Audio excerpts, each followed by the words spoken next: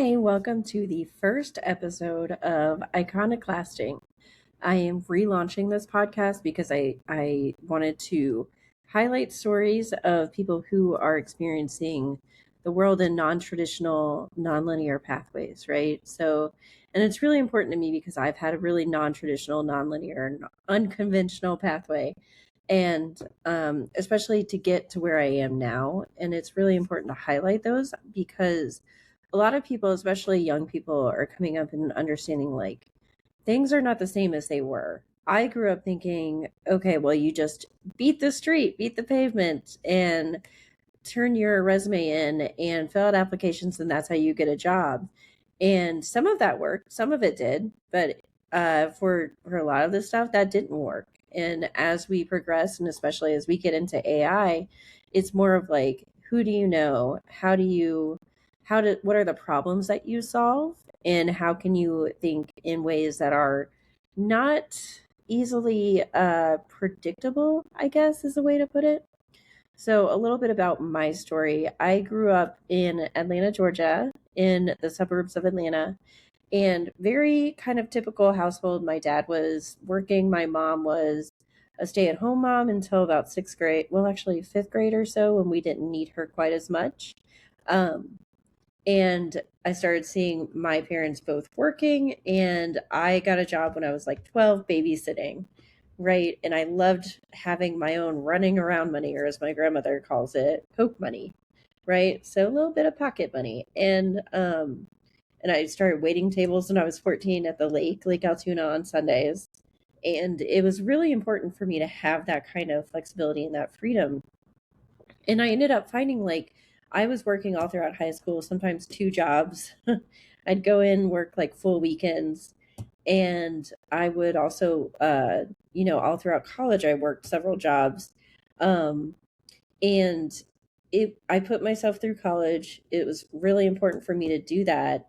I had Hope Scholarship. That's something that you have in Georgia for keeping your GPA above 3.0. It was at the time. I don't know if they've changed it, but it was actually funded by the lottery in Georgia.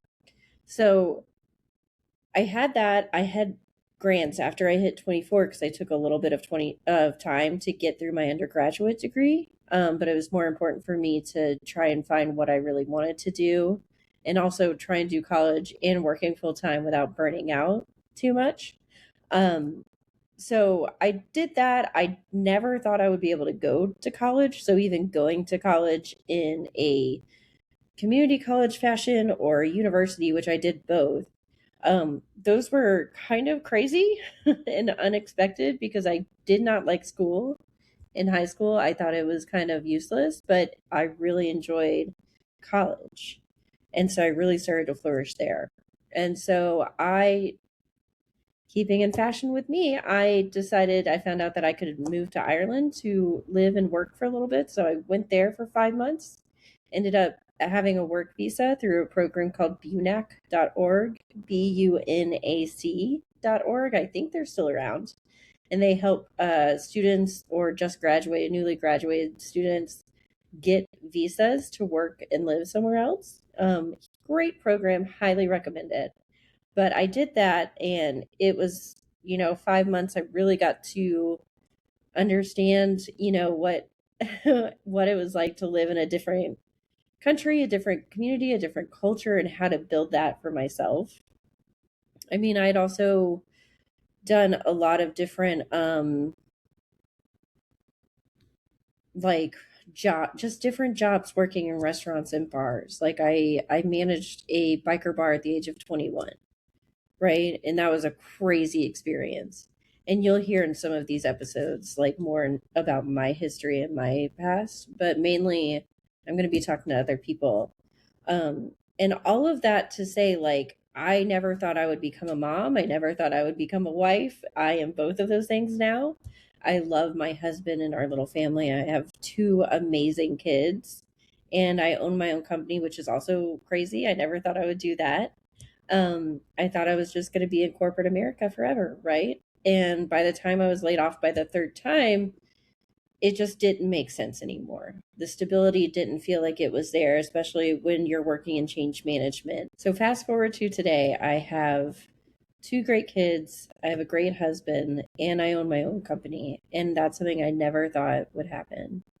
Um, all of that to say, we take these unconventional pathways and they lead us to places that we don't expect. And I think we have the opportunity to grow and learn and do so much more with them. And I think it's really important that we hear these stories and we realize that this is not the only way to live, going through these certain pathways that we think are predefined for us. One of my favorite poets is Seamus Heaney. He's an Irish poet. And I actually have this tattooed on me, but it says, "You lose more of yourself than you redeem doing the decent thing." And I think that's really important for us to know that the decent thing can mean the thing people expect of you, the thing that you expect of yourself, of like, you should do this. That should is probably holding you back in some form or fashion. So think about it. Think about what you think you ought to be doing, because sometimes it's just that little voice in your head that needs to be quiet and let you figure it out and stumble your way through it. So that's really important. And I want you to be able to take that away from this podcast. So I can't wait to share this with you.